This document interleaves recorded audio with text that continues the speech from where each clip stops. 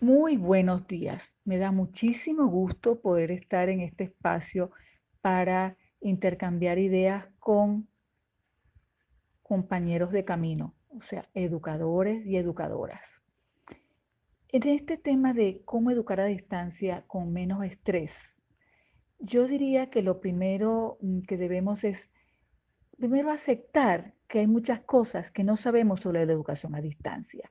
Cuando la pandemia nos agarró, fue una sorpresa para todos eso de que tanto con niños, niñas y adolescentes íbamos a trabajar con educación a distancia.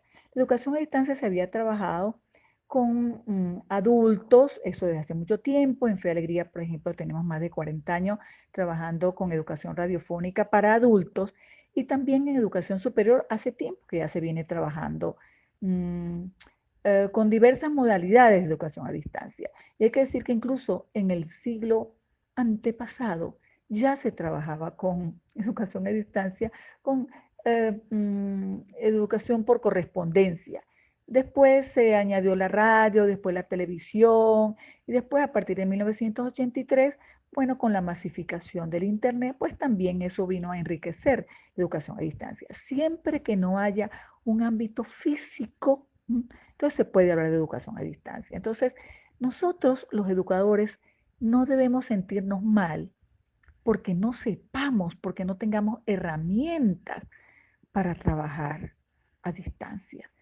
Entonces, comencemos por reconocer que no tenemos todas las herramientas y por eso tal vez estamos cometiendo errores como calcar la educación presencial a la educación a distancia. Fíjense ustedes que en una encuesta hecha por UNESCO, UNICEF y el Banco Mundial, cuando comenzó la cuarentena mundial, porque esto no fue solo para Venezuela, solo el 50% de los países encuestados manifestaron que sus gobiernos habían proporcionado una formación adicional para este tipo de educación. Entonces no debemos sentirnos mal por eso. En ese mismo trabajo dicen que en América Latina cerca del 80% de maestros de primaria y de profesores de secundaria no tienen suficientes herramientas para este tipo de educación. Entonces, no debemos sentirnos mal nosotros, sino más bien buscar ayuda y dejarnos ayudar también. Lo otro en esta parte introductoria es que hay que saber para qué educamos. Educamos para lograr que los estudiantes saquen lo mejor de sí. Eso es lo que significa educar, sacar lo mejor de sí, para que se formen, para que aprendan, para que sean mejores personas, para que sean buenos ciudadanos. Y dicho en términos de los creyentes, pues para que se puedan comportar como hermanos solidarios. Y no olvidemos que también hoy es imperioso educar para que sepan cuidar la casa común, el planeta.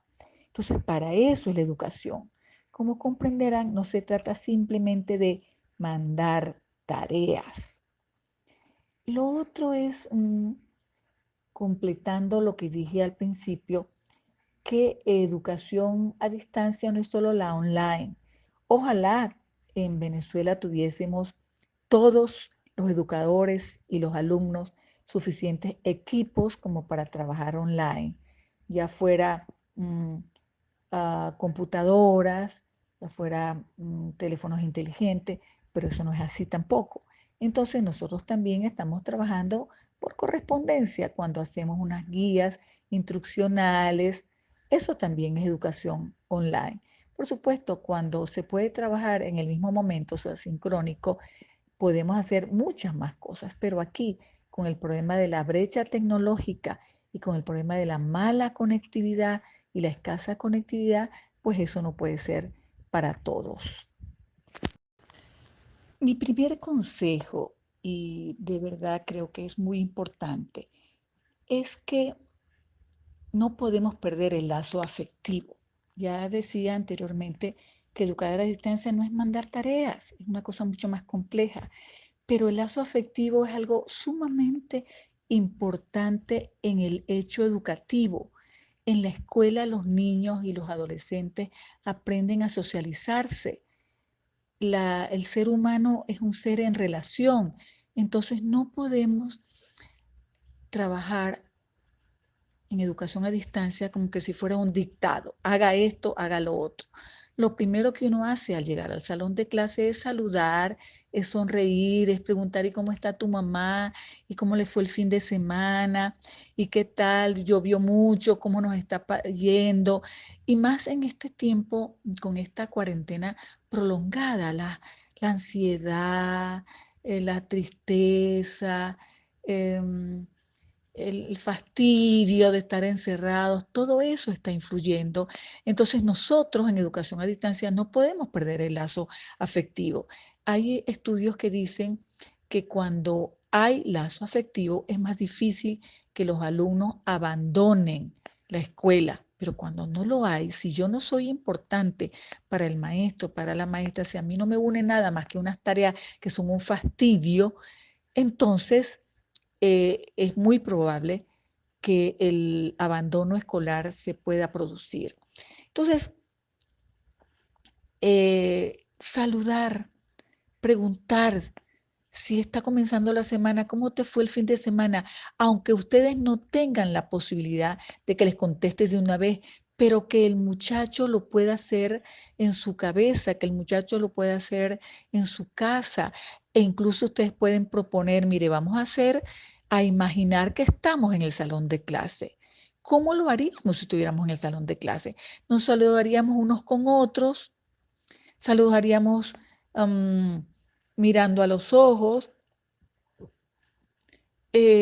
podríamos expresar cómo nos sentimos y eso también es necesario que nosotros los docentes lo hagamos, porque nosotros también estamos sumamente estresados. En ese estudio que les comentaba anteriormente, pues también se ha visto que los docentes estamos sumamente estresados porque nos sentimos muy exigidos y sobre todo en algunas áreas que nosotros no tenemos competencia. Entonces también nosotros tenemos que ponerle nombre a nuestros sentimientos y emociones. ¿Cómo me siento hoy? Hacer nuestro ejercicio de risoterapia temprano frente al espejo antes de comenzar este trabajo a distancia, ya sea sincrónico o asincrónico, o sea, ya sea por Zoom o por Classroom, Google Classroom, o ya sea por la página web, o ya sea con el teléfono inteligente, o ya sea con guías instruccionales. Siempre hay la posibilidad de una pregunta al muchacho, que él se sienta que uno es un simple receptor de tareas. Entonces, eso es muy importante. Si tenemos la posibilidad de mandar video, pues entonces hagamos algunos ejercicios de gimnasia cerebral, que explicándolo es más complicado. Yo hago todas las mañanas ejercicios de gimnasia cerebral porque eso ayuda a conectar el hemisferio izquierdo con el hemisferio derecho, estimula el cerebro creativo y eso es sumamente importante en este trabajo. Entonces hay que tender puente entre lo afectivo y lo cognitivo. Si esto es nuevo para ellos, entonces conviene que usted se presente. Si usted es primera vez que les da clases o es nuevo en el colegio o todavía están en los primeros días, pues bueno, pues preséntese, dígale cuál ha sido su historia, qué fue lo que hizo antes y nada de que haga esta tarea para el viernes. Eso me parece terrible. En segundo lugar, al ser a distancia, lograr la atención de los alumnos es más difícil. Por eso la necesidad de ser sumamente creativos cuando se presente el tema del día o el tema de la semana. Conviene hacer algunas preguntas introductorias para esa conexión entre lo que estábamos trabajando antes y lo que vamos a trabajar ahora, si el tema es nuevo o si vamos a seguir trabajando la misma unidad de la semana pasada. Pues bueno, usted tiene que ser muy creativo para captar la atención del alumno. Y si son chiquitos, mucho más todavía la exigencia. Pero si son adolescentes también, porque acuérdense que el adolescente le da por el estar soñando, le da por estar pensando en la chica que le gustaba en el colegio y que no la ha visto más. Entonces usted necesita hacer unos enlaces sumamente creativos con la imaginación, hacer preguntas para relacionar el tema con lo cotidiano, con lo actual. Por ejemplo, si es de ciencias sociales y si es de historia, bueno, usted relacione qué era lo que estaba pasando en 1830, había una gran convulsión, se venía una gran crisis. Bueno, ¿qué relación habrá eso y la crisis que estamos viviendo ahora, por ejemplo? O si usted va a trabajar educación ambiental, bueno, empecemos por decir, mire, la educación ambiental tiene que ver no solo con los grandes, con los que toman grandes decisiones, tiene que ver con el reciclaje, con la reutilización. ¿Qué cosas que nosotros estamos botando a la basura la podemos reutilizar? ¿Usted tiene cuadernos viejos? Pues utilice la otra página para tomar apuntes, por ejemplo. O chequear en la casa cuántas goteras tenemos y hacer esta investigación. ¿Cuánto se desperdicia de agua con una gotera que está toda la noche goteando? Pues ponga un balde, ponga una ponchera y vea usted cuánto podemos estar botando de agua cuando hay mucha gente que está necesitando agua. Antes de entrarle directo a el arco minero o a la educación ambiental o al salvar el planeta. Entonces haga usted sus enlaces. Esto le va a ayudar a captar la atención al muchacho y haga muchas preguntas. Acuérdense que Freire siempre mencionaba la importancia de la pedagogía de la pregunta. El tercer consejo es para los que bachillerato. Hay que tener un mínimo de coordinación entre los profesores. No puede ser que hayan 8 materias y cada profesor trabaje por su cuenta y entonces recargamos a los muchachos y a las familias también. Lo ideal sería poder planificar en conjunto y poder relacionar competencias y contenidos entre las áreas. Incluso podrían haber actividades que sirvieran para diferentes áreas, de manera que se hace más divertido para ellos, se refuerzan los aprendizajes, se reducen las tareas y se reduce también el estrés en la familia, que eso hay que cuidarlo. Conviene también que no coincidan las fechas de entrega y generemos así más recargo de la angustia que ya las familias tienen. Tanto los alumnos como sus padres o sus abuelos, que son los acompañantes. Entonces, coordinarse entre los profesores del bachillerato. Mi cuarto consejo: hay que ser muy claros en lo que se pide. Nada de haga esto. No, no, no, no, no. La introducción, lo que es la clase en sí, explicar el contenido de lo que se está trabajando. Hay que explicar primero y luego es que viene la actividad para el aprendizaje, lo que uno llama la tarea, pues. Las explicaciones del profesor abren la puerta. Yo he visto más de una mamá teniendo que llamar a docentes amigos para que le expliquen qué es lo que quiere decir el profesor de su hijo. Entonces hay que dar la clase primero, sea con infografías, sea con videos, sea con audio, sea con textos, pero explicar primero y después es que se pide alguna actividad que permita aplicar o reforzar lo que se ha explicado. Pedir algo sin explicar cómo se hace, eso no ayuda. Mi quinto consejo: mucha comprensión con los requerimientos, sobre todo para los que trabajan en el interior. Hay que saber cuál es la situación de los muchachos. ¿Tienen luz? ¿Tienen internet más o menos estable? Por eso es que, por poner un ejemplo, no se puede ser muy exigente con las fechas de entrega. Yo vivo en el interior y miren, más de una tarde he tenido que suspender lo que tenía de trabajo simplemente porque no hubo luz o no hubo internet, y más de una vez he tenido que suspender alguna videoconferencia. No es por gusto, es porque no se puede. Entonces hay que dar un lapso cuando se mandan las clases, cuando se mandan las tareas, para que el muchacho tenga tiempo tanto de recibir la explicación y el requerimiento como para poder enviar la tarea. En eso hay que ser sumamente comprensivos. Mi sexto consejo.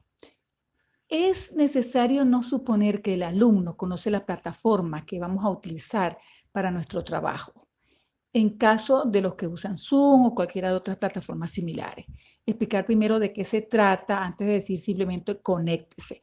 Más de uno he sabido yo que simplemente no ha podido hacer nada porque no sabe, por ejemplo, que Zoom necesita un número de identidad, un número de un código. Entonces, uno no puede suponer que el otro o en su casa hay alguien que sabe cómo hacerlo. Todo eso hay que explicarlo antes de poner al muchacho a parir sin necesidad. Mi séptimo consejo, la evaluación. Este es un paso muy importante dentro del proceso.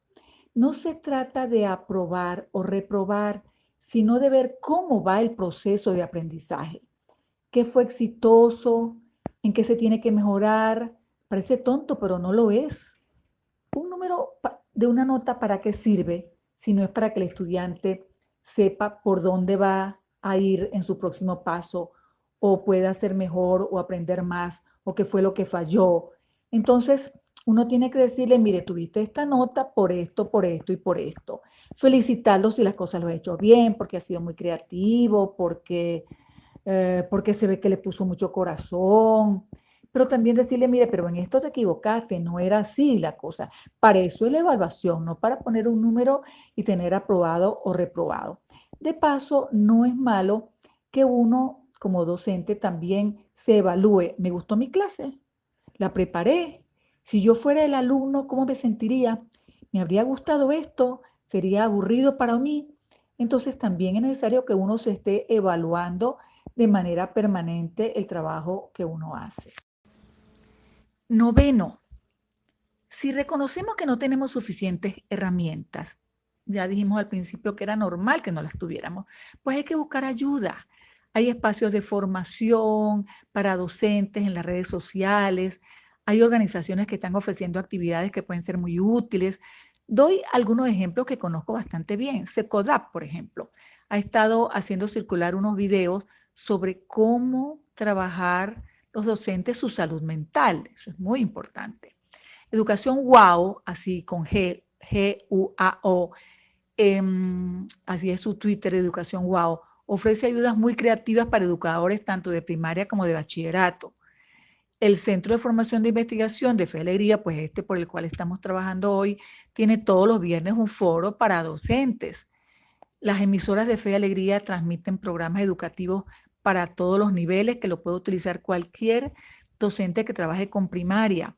Unión Radio tiene unos cuentos maravillosos que pueden servir de complemento para la primaria también. Entonces, bueno, ayúdese usted y búsquese elementos en otras partes que pueden ayudar a hacer su clase mucho más creativas y mucho más interesantes. Y último consejo, escuche a los alumnos y a los padres y representantes. Pregúntenles de vez en cuando cómo les están viendo, cómo ven las clases, sienten que los muchachos están aprendiendo. Ellos sienten que hay claridad en las cosas que ustedes van requiriendo. Yo creo que hacer de vez en cuando una reunión de padres y representantes, así dice imaginaria, es una cosa buena, porque este distanciamiento físico puede hacer que estemos navegando de manera paralela y nosotros necesitamos es encontrarnos tanto con los muchachos como con las familias que son las que están haciendo los acompañantes. Bueno, yo espero que estos consejos les hayan servido de algo, pues terminemos diciendo que no está mal de vez en cuando echar una rezadita por nosotros y por los muchachos.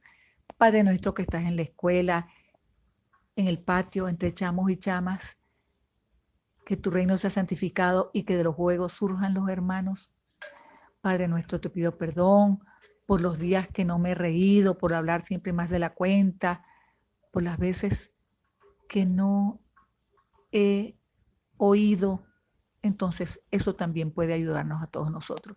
Muchas gracias. Octavo consejo. Hay que respetar los horarios y los días. Por supuesto que eso de mandar tareas sábados y domingos es un irrespeto para el alumno y para la familia. Yo puedo entender que a veces mandemos o utilicemos el internet tarde en la noche o muy temprano en la mañana, porque a esa hora el internet está más suave, está más ligero, pues. Pero hay que advertir tanto al alumno como, como al acompañante que no se trata de que eso es para hacerlo ya, y por supuesto yo de verdad yo respetaría el sábado y el domingo, ni para mandar, ni para pedir, ni para hacer ninguna observación por la vía que nosotros tengamos, porque también nosotros tenemos que respetar nuestro sábado y nuestro domingo. El cerebro cansado no funciona, el cerebro creativo necesita descanso. Entonces, ni agobien a las familias y a los alumnos, ni se agobien ustedes. Sábado y domingo, respétenselo. De verdad, eso es una cosa importante. Los niveles de estrés de los docentes están siendo muy elevados y los niveles de estrés de la familia también, lo dicen estudios internacionales. Entonces, respetemos horario y respetemos días. Eso nada más ayudaría a bajar niveles de estrés en las casas y a ustedes también. Díganse el domingo para descansar, para dormir, para caminar, pero no para trabajar.